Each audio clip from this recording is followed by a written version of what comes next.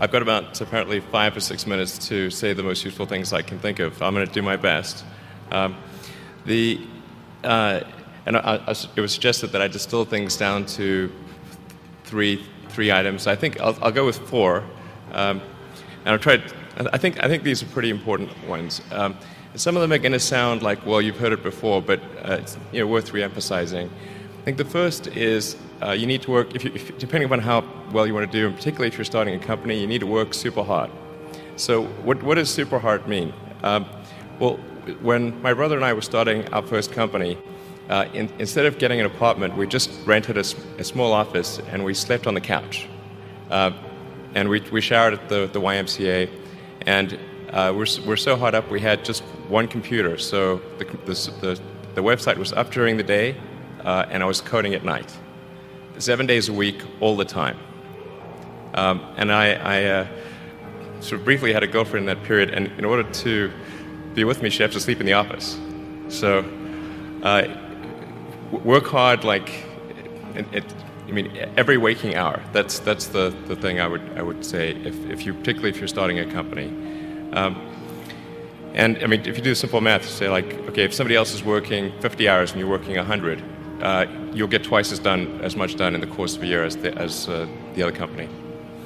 The other thing I'd say is that if you're creating a company or if you're joining a company, the most important thing is to attract great people. So either join a group that's amazing, that you really respect, or if you're building a company, you've got to gather great people. All a company is a group of people that have gathered together to create a product or service.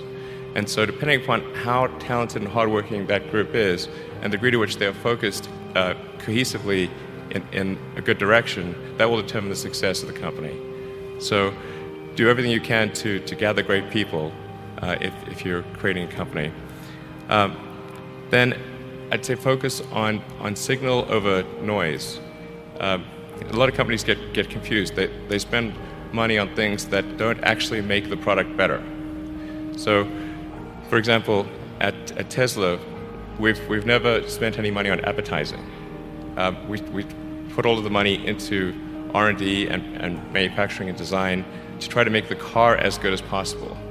And I think that's the way to go. So for any given company, just can keep thinking about, are these efforts that people are expending, are they resulting in a better product or service? And if they're not, stop those efforts. And then the final thing is to sort of don't just follow the trend. So you may have heard me say that it's good to think in terms of the physics approach of first principles, which is, rather than reasoning by analogy, you boil things down to the most fundamental truths you can imagine, and you reason up from there. And this is a good way to figure out if something really makes sense, or if it's just what everybody else is doing. It's hard to think that way. You can't think that way about everything. It takes a lot of effort.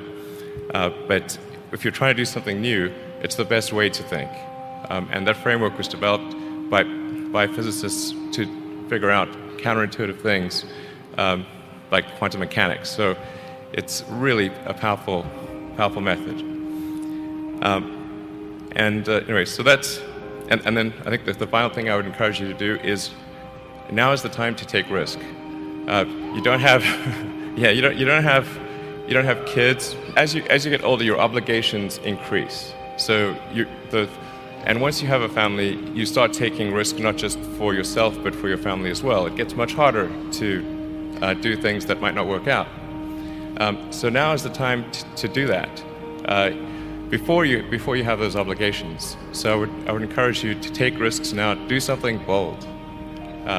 You won't regret it. Thank you.